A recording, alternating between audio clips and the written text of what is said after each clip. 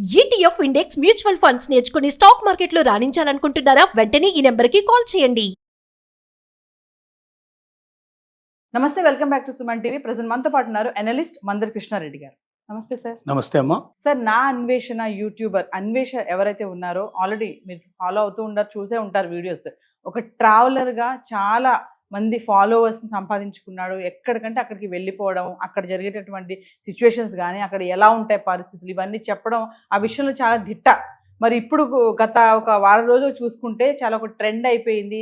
Instagram ban చేయడం జరిగింది. చాలామంది ఫాలోవర్స్ అంతా కూడా బ్యాక్ వెళ్ళిపోయారని చెప్పేసి వార్తలు వస్తున్నాయి. వీటన్నిటిని బట్టి ఆయన ఒక మెసేజ్ కూడా ట్వీట్ చేశాడు, వీడియోగా పెట్టడం కూడా జరిగింది. మీరు ఏమైనా చేయండి, నా ఇన్స్టాగ్రామ్ తీసుకుంటే నాకేమైంది, నాకేం ప్రాబ్లం కాదు, నేను కాల్ తీసేసినా చేయి తీసేసినా నేను నడుచుకుంటూ కూడా వెళ్ళి చేసేస్తారని కూడా చెప్పడం జరుగుతుంది. అంటే మిమ్మల్ని అడిగితే అసలు ఏంటంటారు, ఎంతవరకు ఆయన చేసేది కరెక్ట్ అంటారు? మరి బ్యాన్ చేయడం అనేది ఇదంతా కూడా కరెక్టేనా కాదా? అంటే వ్యక్తులు ఒకసారి కొంచెం పేరు ప్రఖ్యాతి వచ్చిన తర్వాత అహంకారం పెరుగుతుంది, బలుపు పెరుగుతుంది. దాంతో సమాజాన్ని లెక్క చేయకపోవడం, తనకు ఎంత దోస్తే అంత మాట్లాడడం, ఎయిటి వాళ్ళని చాలా తక్కువగా తోలనాడడం, రకరకాల పద్ధతుల లోపల వాళ్ళు తమలోని వికారాన్ని బయట పెట్టుకుంటూ ఉంటారు. ఈ అన్వేషణ అనేవాడు కూడా అదే రకంగా నా అన్వేషణ అనేటువంటి దాంతో మొదలుపెట్టి ట్రావెలర్గా రకరకాల ప్రదేశాలని, ప్రపంచంలో అనేక రకాల ప్రదేశాలను విజిట్ చేసుకుంటూ, అనేక దేశాలను విజిట్ చేసుకుంటూ, అక్కడ ఉన్నటువంటి వింతల్ని, విశేషాల్ని తనదైన శైలిలో చెప్పుకుంటూ లక్షలాది మందిని ఆకర్షించుకుంటూ, యూట్యూబ్ లో అతను పోస్ట్ చేసేటువంటి వీడియోలకు విపరీతమైన క్రేజ్ సంపాదించుకుంటూ, ఇన్స్టాగ్రామ్ లో కూడా 1,08,000 మంది, దాదాపుగా లక్షలాది మంది ఫాలోవర్స్ ని సంపాదించుకుంటూ ఇలా మంచి క్రేజ్ సంపాదించుకుంటారు. ఈ క్రేజ్ సంపాదించుకుంటున్న తరుణంలో అతనిలో పెరిగిన అహంకారానికి గుర్తుగా హిందూ దేవుళ్ళని చాలా చులకనగా మాట్లాడడం, ఒక రకంగా తక్కువ చేసి మాట్లాడడం, తిట్టడం లాంటివి ప్రారంభించారు. అది చూసిన తర్వాత కొంతమందిలో అతనికి మీద ఒక రకమైన అసహ్యం అనేది ప్రారంభమైంది. ఆ తర్వాత ఆడవాళ్లు చేసుకునేటువంటి అలంకరణ, వస్త్రాల గురించి కూడా తను అపహాస్యం చేసుకుంటూ మాట్లాడడం మొదలుపెట్టాడు. అది మహిళల్లో చాలా మంది కోపాన్ని తెప్పించింది. ఇది ఎక్కడి దాకా వెళ్ళిందంటే హైదరాబాద్లో ముఖ్యంగా ఒక భారతీయ మహిళ, ముఖ్యంగా బీజేపీకి సంబంధించినటువంటి వ్యక్తి ఇతని మీద ప్రత్యేకంగా కంప్లైంట్ ఇవ్వడం జరిగింది. సిసిఎస్లో కంప్లైంట్ బుక్ చేశారు. దాని ఫలితంగా ఇన్స్టాగ్రామ్లో అతని అకౌంట్ను క్లోజ్ చేయమని చెప్పి మెటా వాళ్ళకి సిసిఎస్ వాళ్ళు స్వయంగా అతని మీద కేసు బుక్ చేస్తూ ఆ కేసు సంబంధించిన వివరాలను కూడా వాళ్ళకి పంపించారు. దాంతో వాళ్ళు ఇన్స్టాగ్రామ్ లోపల ఆ అకౌంట్ని క్లోజ్ చేశారు, బ్లాక్ చేసేసారు. ఎప్పుడైతే ఇన్స్టాగ్రామ్లో అకౌంట్ బ్లాక్ చేస్తే సహజంగా బుద్ధి తెచ్చుకొని ఇప్పటి నుంచైనా నేను బుద్ధిగా ఉండాలి అనే భావన రావాలి. కానీ మరీ వెర్రిగా అతను ఏంటి మాట్లాడటం మొదలుపెట్టాడంటే పోలీసుల్ని బత్తాయిలని పిలవడం. బత్తాయిలారా నన్ను ఏం చేస్తారా మీరు?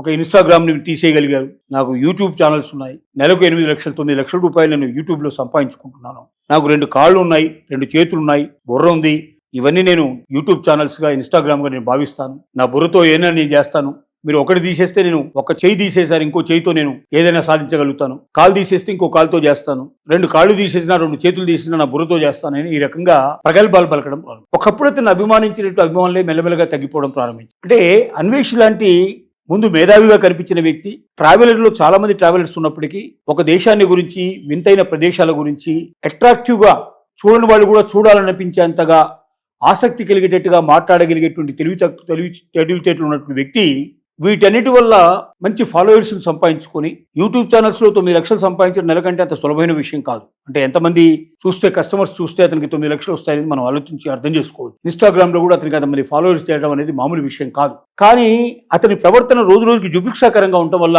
జనం తగ్గిపోతున్నారు. చివరికి యూట్యూబ్ ఛానల్స్ కూడా బ్యాన్ అయ్యే అవకాశాలు ఉంటాయి. ఇప్పుడు భారతదేశంలో కూడా యూట్యూబ్ సంబంధించినటువంటి, అంటే ఈ రకమైనటువంటి సోషల్ మీడియాకు సంబంధించినటువంటి చట్టం ఈ మధ్యనే మనకు పార్లమెంట్లో పాస్ అయింది. ఎవరైనా ఏదైనా కంప్లైంట్ ఫైల్ చేసినట్టయితే అది జెన్యూన్ అని నిర్ధారణకు ఎంచుకున్న తర్వాత 3 గంటల లోపలనే మొత్తం సోషల్ మీడియా ప్లాట్ఫామ్స్ అన్ని కూడా క్లోజ్ అయిపోవాలి, వితిన్ 3 hours.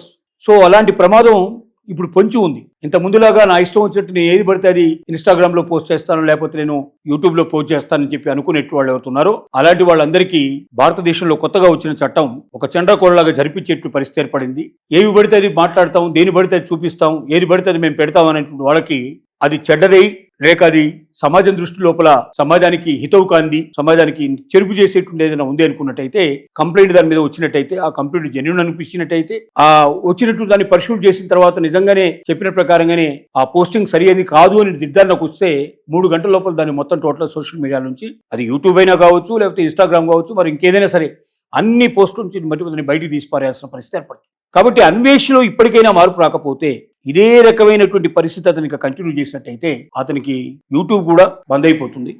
యూట్యూబ్ ఛానల్ బంద్ అయిపోయిన తర్వాత చూసేవాడు ఎవడు ఉండడు. అప్పుడు కాళ్ళు చేతులు పొట్ట అన్నీ ఉన్నా కూడా చివరికి ఆదాయం లేకపోతే మళ్ళీ ఎక్కడి నుంచి వచ్చాడో అక్కడికే వచ్చాల్సిన పరిస్థితి ఏర్పడుతుంది. కానీ కొంతమంది అంటున్నారు సార్, ఎంత సెల్ఫ్ కాన్ఫిడెన్స్ అన్వేష్కి అని చెప్పేసి కొంతమంది అంటున్నారు. ఇదంతా ఏంటంటే జనం నుంచి వచ్చింది ఈ కాన్ఫిడెన్స్ అంతా.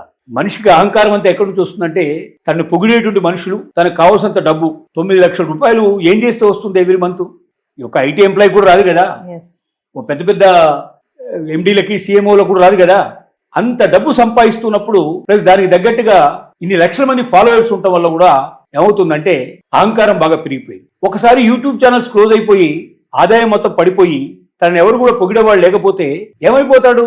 ఇది మామూలు మనిషి. ఆఫ్టర్ ఆల్ ఎంతసేపు ఒక మనిషి ఎదగడానికి ఎంత టైం పడుతుందో అతను డౌన్ అవడానికి అంతకన్నా చాలా తక్కువ టైం పడుతుంది. ఎదగడానికి చాలా టైం పడుతుంది, కానీ పడిపోవడానికి విత్ ఇన్ సెకండ్స్ లో విత్ ఇన్ మినిట్స్ లో పడిపోయే అవకాశాలు ఉంటాయి. కాబట్టి ఏ మనిషి కూడా అహంకారపూరితంగా సాగినంత కాలం తనంత వాడు లేడని, సాగకపోతే ఊరికే చతికిలబడ్డాడని ఆ రోజుల్లో ఎప్పుడో చెప్పారు. మత్తు వదలరా నిద్ర మత్తు వదలరా అని అప్పట్లో ఎప్పుడో చెప్పినటువంటి విషయం ఇది. కాబట్టి ఏ వ్యక్తి అయినా సరే తనకు డబ్బు వచ్చినప్పుడు లేక పేరు వచ్చినప్పుడు ప్రజల నుంచి చాలా అతన్ని పొగడతలు వచ్చినప్పుడు అప్పుడే మనిషి చాలా జాగ్రత్తగా ఉండి ఒదిగి ఉండటం, ఎదిగినప్పుడే ఒదిగి ఉండటం నేర్చుకోవాలి. ఆ ఒదుగుదల లేనటువంటి వ్యక్తి పడిపోతాడు, చివరికి దేనికి పనికి రాకుండా పోతాడు. Thank you sir.